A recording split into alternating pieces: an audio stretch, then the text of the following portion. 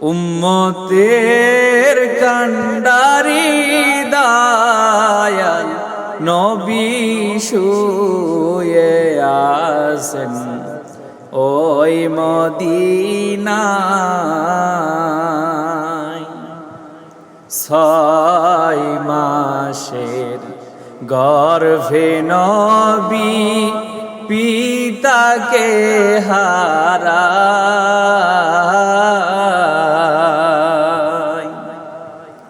আরে 6 বছরের কালে নবী গো নবী মাতা কে হারাইয়া তিনি এতিম হইলেন এই ধরায়। আবু লাহাবের নামে আল্লাহ তাআলা সূরা নাজিল করলেন। একবার জোরে জোরে বলা যাবে কি আল্লাহু আকবার। বন্ধুগণ আমার মনোযোগ দিবেন।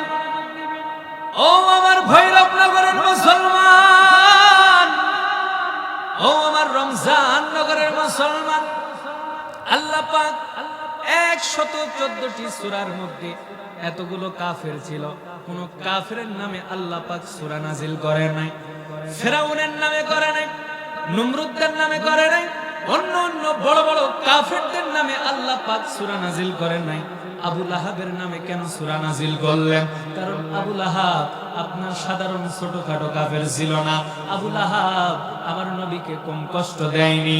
আবু লাহাব আমার নবীকে অনেক বিরক্ত করেছে। আবু লাহাব ইসলামের অনেক শত্রুতা করেছে।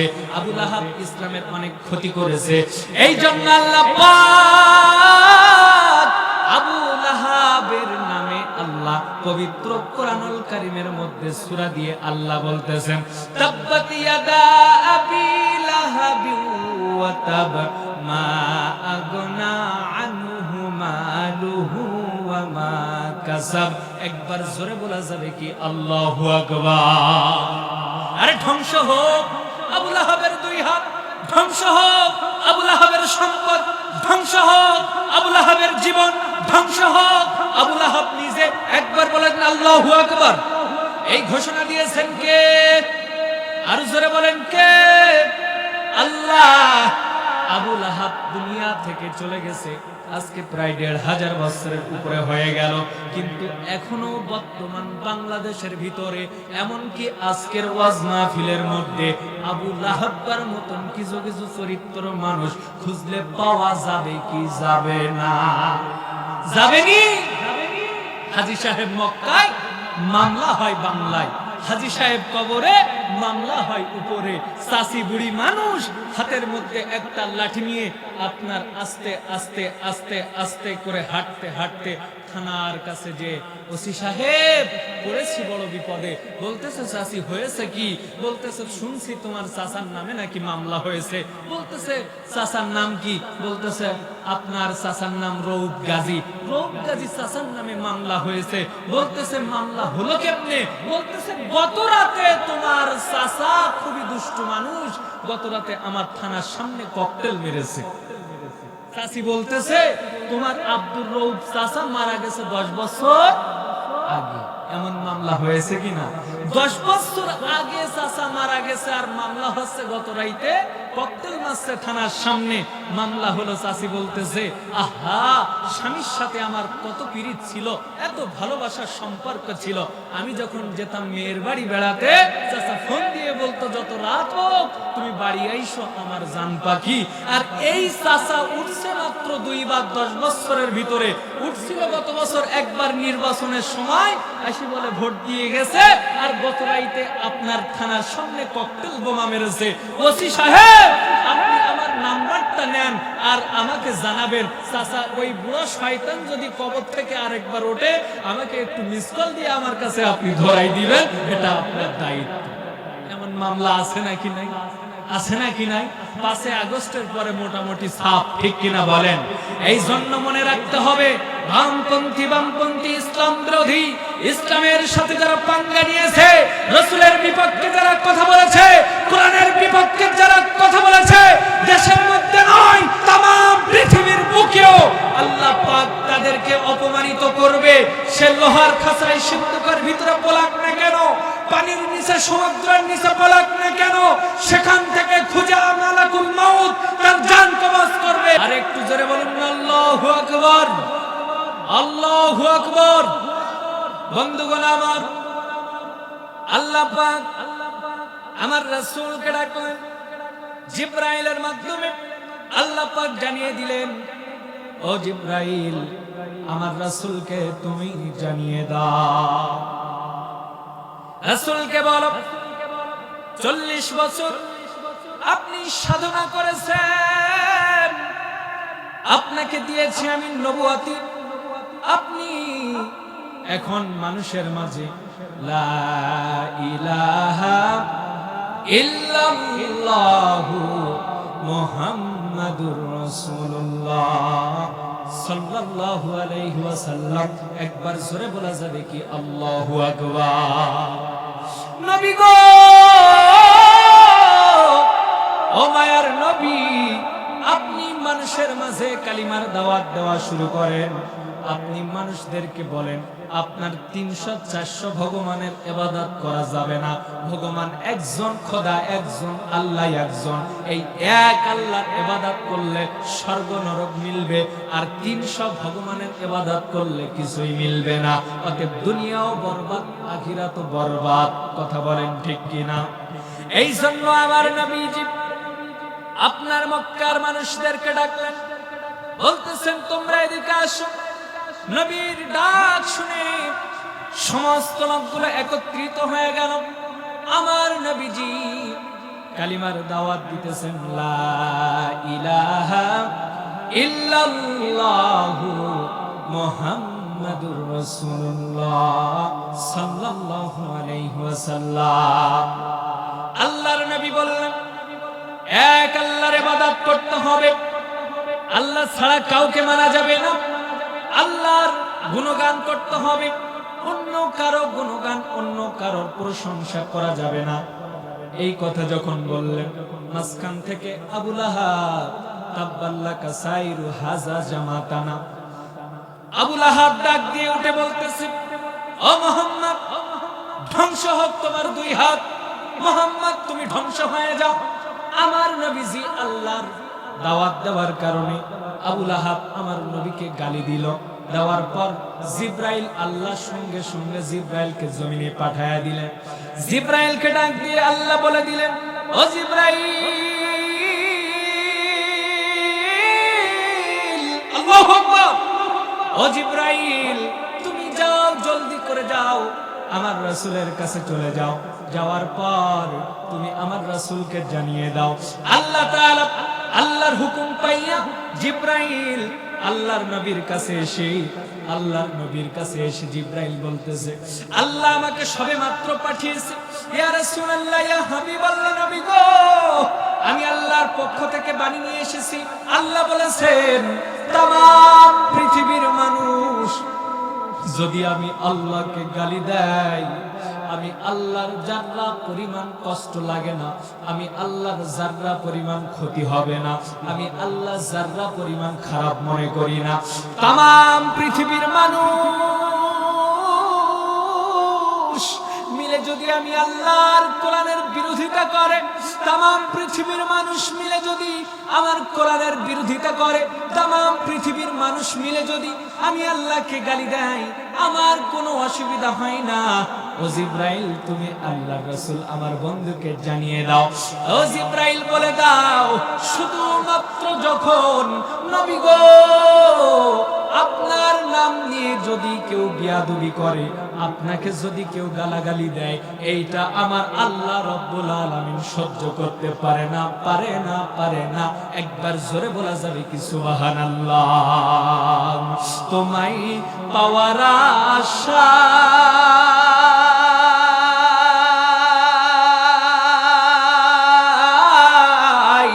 মন ছুটে যায় মদিনায়। শক্তি উজাড় করে দিয়ে 2 হাত তুলে বলুন না আল্লাহু আকবার।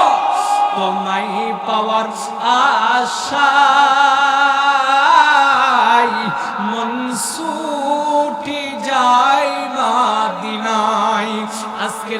মাহফিলের সুর যদি শুনে থাকো, একবার দেখা দাও না হে রাসূল, তোমায় ভালোবাসি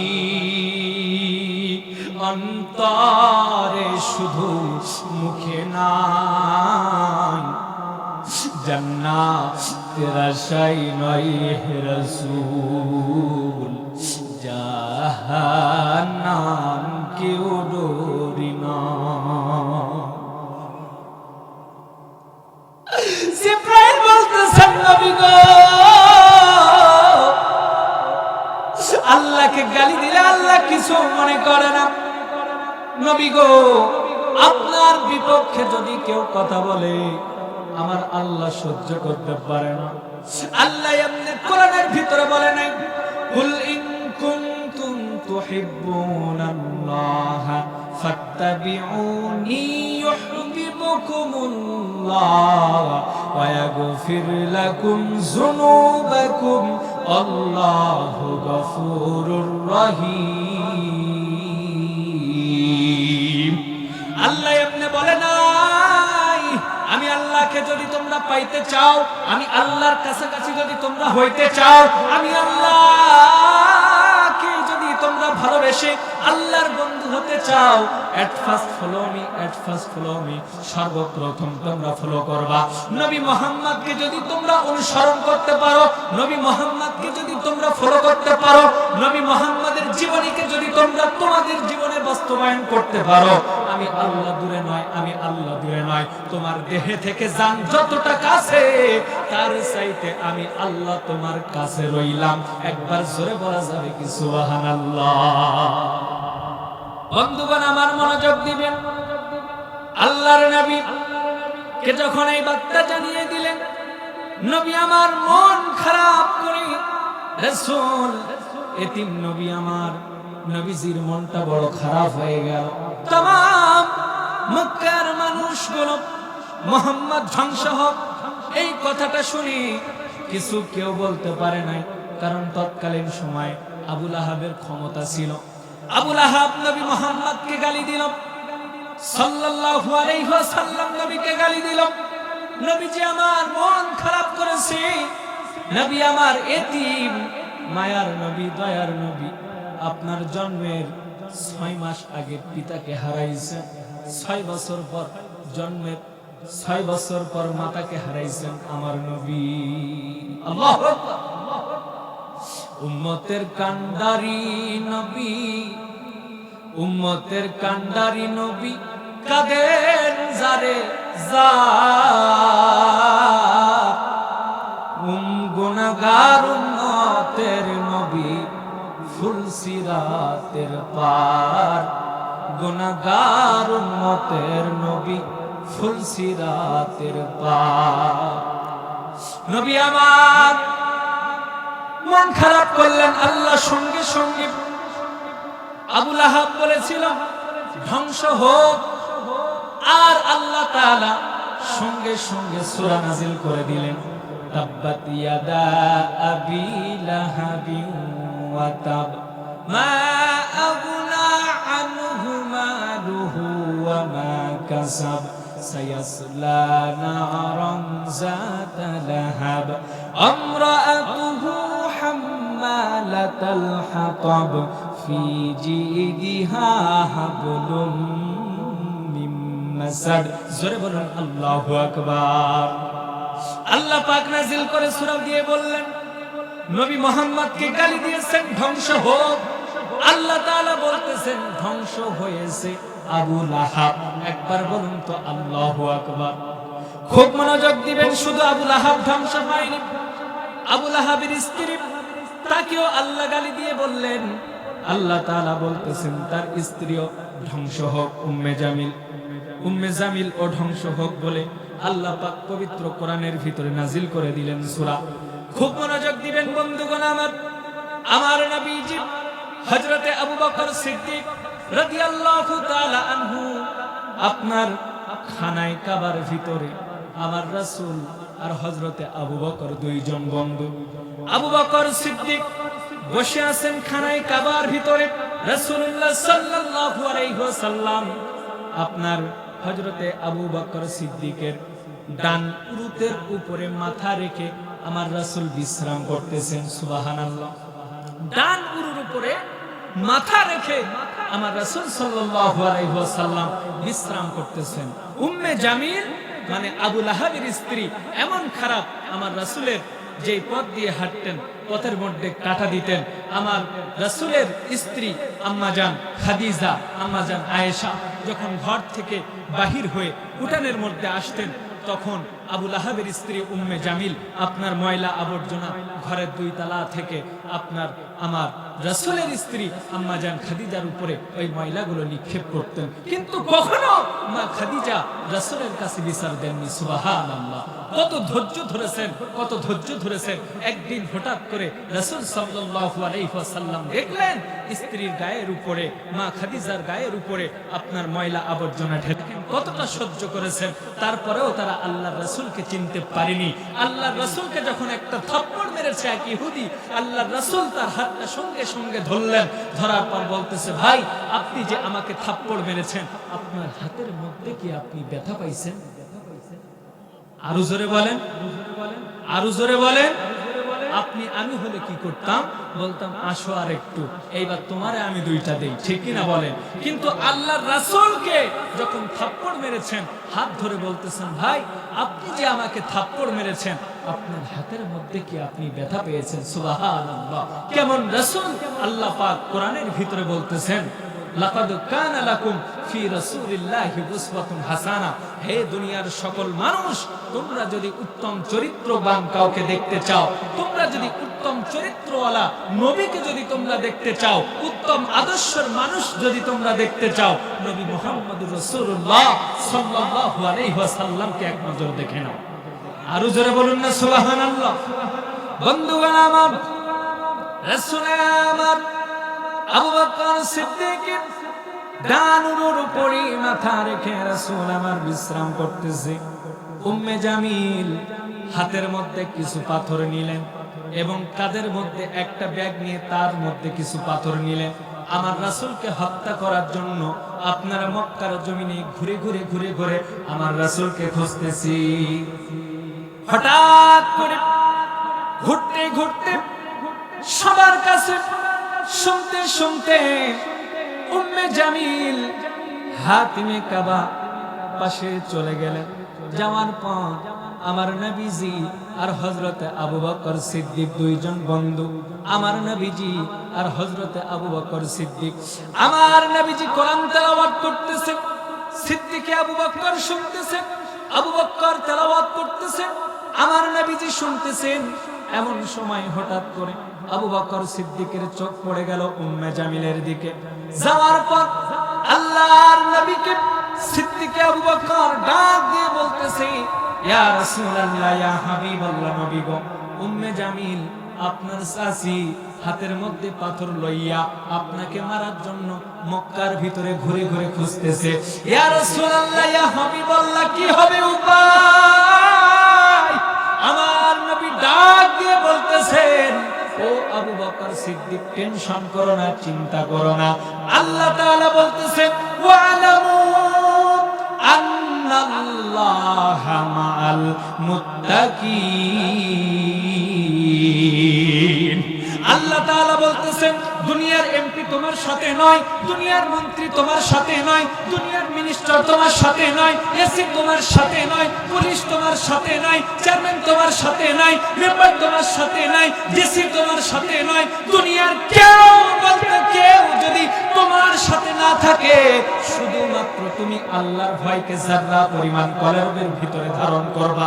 আল্লাহ তাআলা বলতেছেন, যে বান্দা বান্দির শুধুমাত্র কলবের ভিতরে আমি আল্লাহ পাকের ভয়কে যারা পরিমাণ যারা কলবের ভিতরে লালন করবে, আল্লাহ তাআলা বলতেছেন, ওয়ালামু আন্নাল্লাহা মাআল মুত্তাকিন। আমি আল্লাহ দুনিয়ার কেউ তাদের সাথে না থাকলেও আমি আল্লাহ তাদের জন্য আমি আল্লাহ যথেষ্ট হইলাম। একবার জোরে জোরে বলা যাবে কি সুবহানাল্লাহ। ওগো রহমান তুমি মেহেরবান, অন্ধ গাহে না শুধু তোমারই গুণগান, অন্ধ গাহে না শুধু তোমারই গুণগান, বুঝেও বোঝে না তব শান। ওগো রহমান তুমি মেহেরবান। আরে জনম জনম যদি গাহি, আরে তোমার মহিমা গাওয়া শেষ হবে নাহি। শক্তি উজাড় করে দিয়ে দুই হাত তুলে বলুন আল্লাহু আকবার। আরে জনম জনম যদি গাহি, আরে তোমার মহিমা গাওয়া শেষ হবে নাহি। আরে দয়া করো মায়া করো সবাই, দয়া করো মায়া করো সবাই, দয়া করো মায়া করো, দয়া করো মায়া করো ওহে দয়াবান। তুমি রহমান তুমি মেহেরবান, অন্ধ গাহে না শুধু তোমারই গুণগান, অন্ধ গাহে না শুধু তোমারই গুণগান, বুঝেও বোঝে না তব শান। ওগো রহমান তুমি মেহেরবান। একবার জোরে বলা যাবে কি আল্লাহু আকবার। সিদ্দিক আবু বকর আমার নবীকে বললেন, নবী গো আপনার চাচি আম্মা আপনাকে মারার জন্য হাতের মধ্যে পাথর নিয়ে আসতেছে এবং পিঠের মধ্যে আপনার ব্যাগে করে পাথর নিয়ে আসতেছে আপনাকে মারার জন্য। ইয়া রাসূলুল্লাহ ইয়া হাবিবাল্লাহ এখন করণীয় কি? আমার নবীজি বললেন, ও আবু বকর সিদ্দিক, যারা কিনা বিপদে, যারা কিনা আনন্দে, যারা কিনা দুঃখে, যারা কিনা সুখে, যারা কিনা আনন্দের সময়, যারা কিংবা দুঃখের সময় শুধুমাত্র দুনিয়ার সব কিছু ভুলে আল্লাহর প্রশংসায় প্রশংসিত হবে, আল্লাহর প্রশংসায় প্রশংসিত হবে, আল্লাহর প্রশংসা করবে, আল্লাহর গুণগান করবে এবং লাউহে মাহফুজের পবিত্র পাক কোরআন, এই পবিত্র কালামুল্লাহ শরীফ যারা তেলাওয়াত করবে, আল্লাহর নবী বলতেছেন, ও আবু বকর সিদ্দিক শুনে নাও, বিপদের সময় যদি কেউ পবিত্র কোরআন থেকে তেলাওয়াত করে, ওই আল্লাহ তাআলা বলতেছেন যারা কিনা বিপদের সময় আমি আল্লাহকে স্মরণ করবে, আমি আল্লাহকে যারা ডাকবে, আল্লাহর গুণগান করবে, ওই বিপদ তাদের না, তাদের না, তাদের না, ওই বিপদ যেন স্বয়ং আমি আল্লাহর। আর ওই বিপদ থেকে উদ্ধার করার দায়িত্ব অন্য কারণ না, অন্য কারণ না, অন্য কারণ না, ওই দায়িত্ব স্বয়ং আমি আল্লাহ রব্বুল আলামিনের। একবার জোরে জোরে বলা যাবে কি সুবহানাল্লাহ। এবার যখন আমার নবীজি আপনি বললেন, এবার আপনার ওই উম্মে জামিল হাতের মধ্যে পাথর নিয়ে হাঁটতে হাঁটতে হাঁটতে হাঁটতে একেবারে রাসূলুল্লাহ সাল্লাল্লাহু আলাইহি ওয়াসাল্লামের সিনা মুবারক পর্যন্ত এসে সামনে বরাবর দাঁড়াইছে।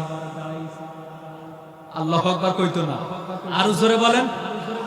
একেবারে বরাবর উম্মে জামিল আমার রাসূলের সিনা বরাবর দাঁড়ালেন।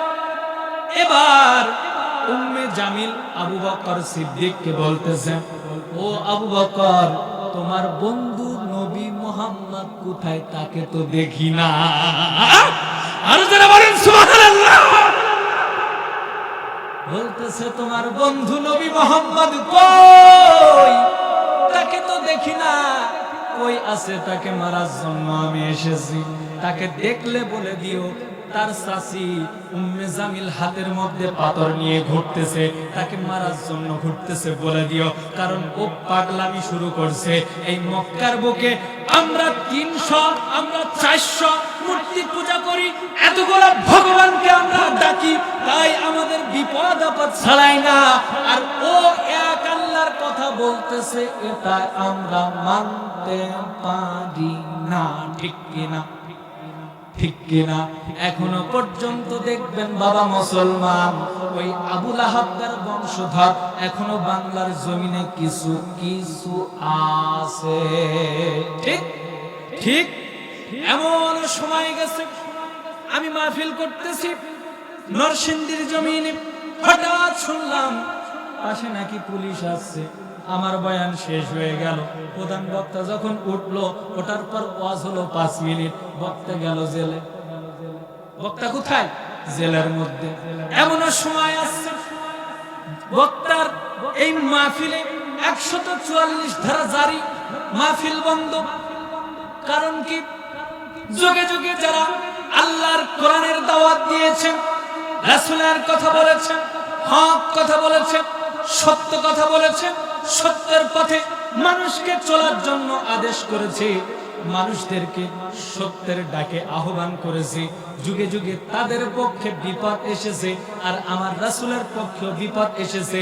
আর আমরা যারা রাসূলের আওলাদ, দুনিয়ার বুকে কোরআনের কথা বলবো, আমাদের উপরেও মাঝে মধ্যে বিপদ আসবে। তবে আপনাদের সতর্ক হতে হবে। 1971 সালে বাংলাদেশের জমিনে পাকিস্তান সেনাবাহিনী যেমনি ভাবে আঘাত করে বাংলাদেশটা তাদের করে নেওয়ার জন্য অনেক কলা কৌশল করেছিল পাকিস্তান বাহিনী, কিন্তু বাঙালি জাতি হতে দেয়নি। বাঙালি জাতি সবাই একতাবদ্ধ হয়ে আপনার গামছা পরে, লুঙ্গি পরে, মাথায় লুঙ্গি বেঁধে এই বাঙালি জাতি একতাবদ্ধ হয়ে যেমনি ভাবে বাংলার জমিন থেকে পাকিস্তান সেনাবাহিনীদেরকে তাড়িয়ে দিয়েছিল। মুসলমান মনে রাখতে হবে, যদি সব ইমানি শক্তি এক হয়, বাতিল পালাবার জায়গা পাবে না, পাবে না, পাবে না।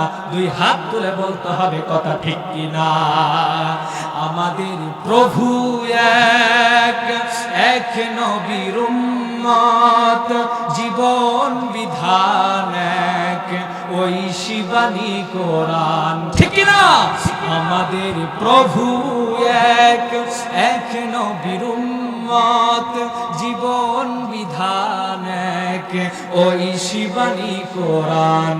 তবে কেন এক নও হে মুসলমান?